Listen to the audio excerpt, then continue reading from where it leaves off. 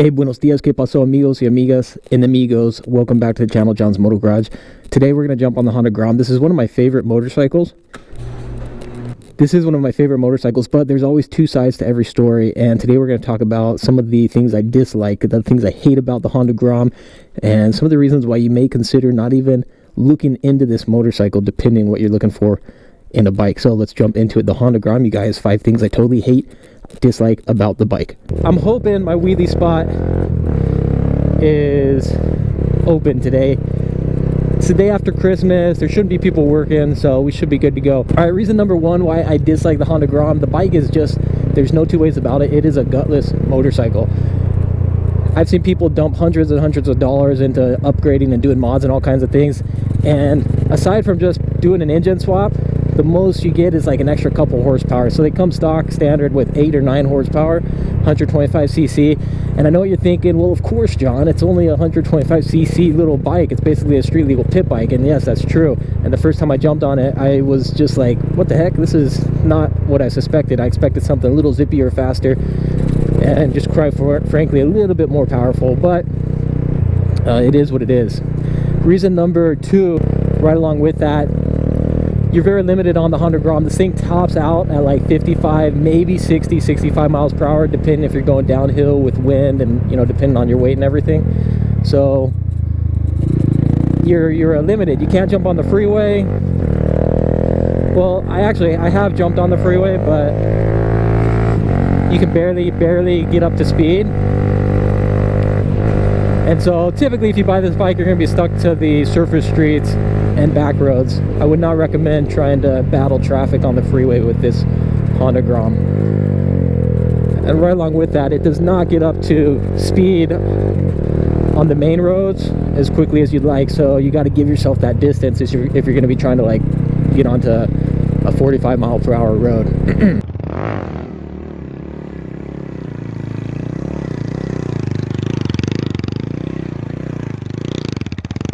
All right, reason number 4, let's talk price a little bit. On these bikes, brand new, they get you because they say they're only like 3,000 bucks MSRP, but by the time you're out the door, taxes, fees, and everything, you're paying 4,000 plus on these motorcycles, and it is not a lot of bike for the money. Even on the used market, people are still usually looking to get, you know, recoup their loss and try to get at least like 3,000.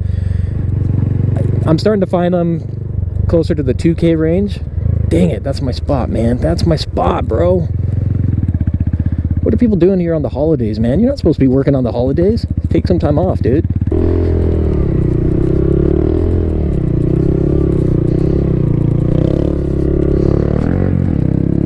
Anyway, what were we talking? Price. Oh yeah, price on these. Dang it, dude. I'm really bummed out my spot's taken. So price on these bikes, yeah, they're just, you don't get a lot of bike for the money. You can get way, you know, a lot bigger bikes, even better beginner motorcycles for the same price, if not a little bit cheaper than what you're paying for your Honda Grom. You know, that 3,000 bucks. It's just not a lot. I mean, let's take a look at this thing.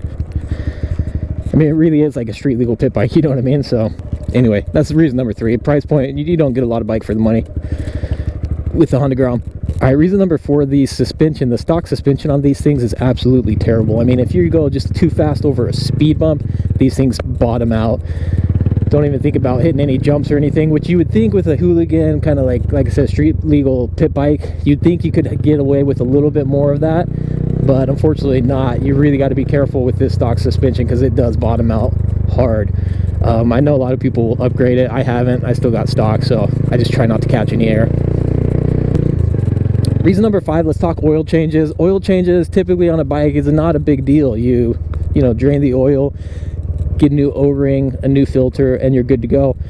On this one, you can do that basic oil, but if you want to actually clean out the filter, it's not your traditional filter.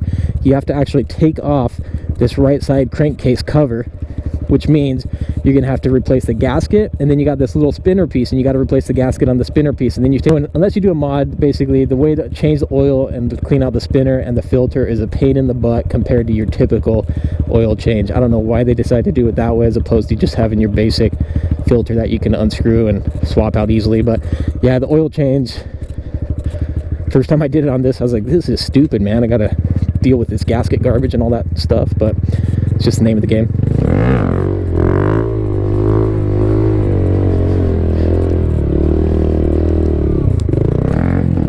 Man, I gotta go find another place to ride because this is just not working.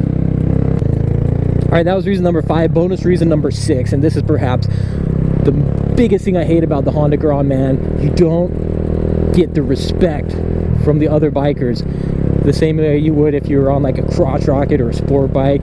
9 times out of 10, they won't even acknowledge you as a biker. They won't even give you the good old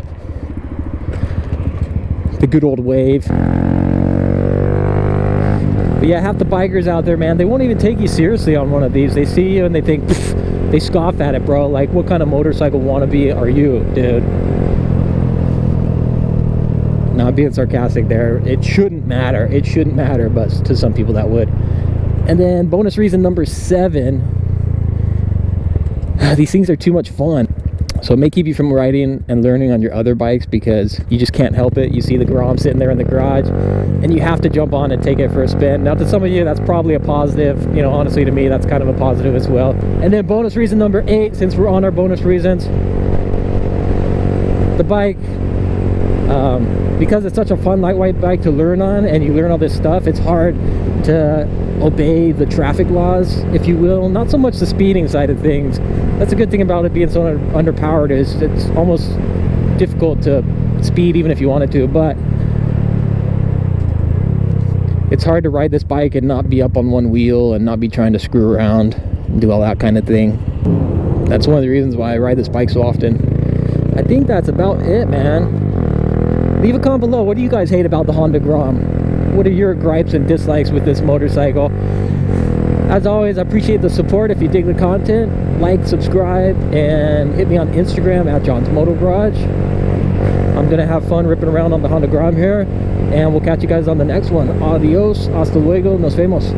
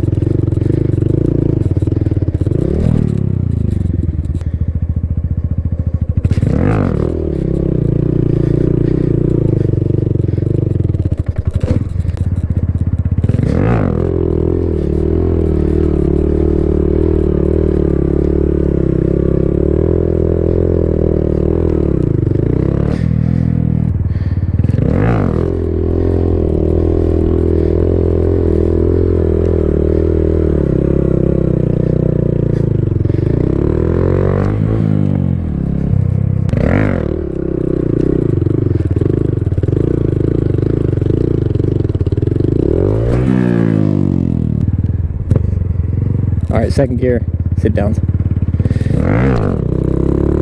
There we go. Woo!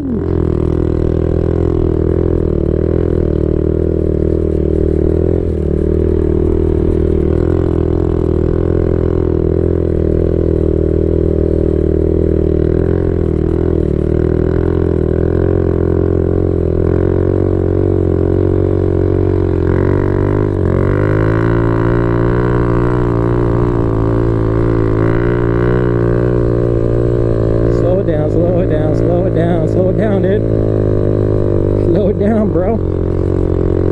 There we go.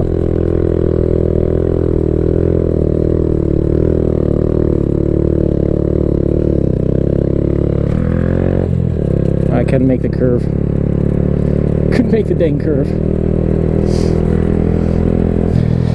Oh, hold on a second. What am I talking about? We got all kinds of spots right here. Stand-ups and sit-downs right here. Here we go. Okay, I want to learn some stand-ups and some sit-downs.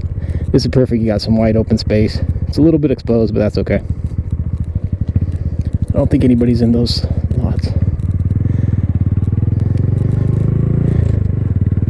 So let's try a couple stand-ups and then we'll turn around and do a couple sit-downs. Try luck at this.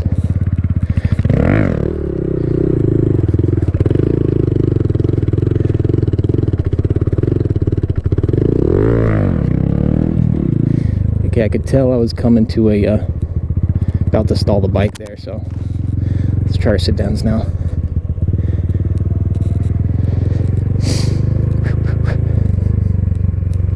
I can't raise the idle, or I haven't been able to adjust the idle on this yet, so I'm always like borderline stalling the bike.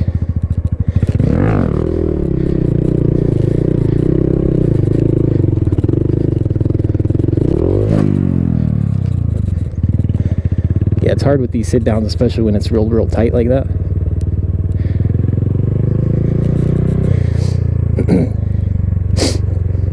You're basically like as far back as you can be without tipping the motorcycle.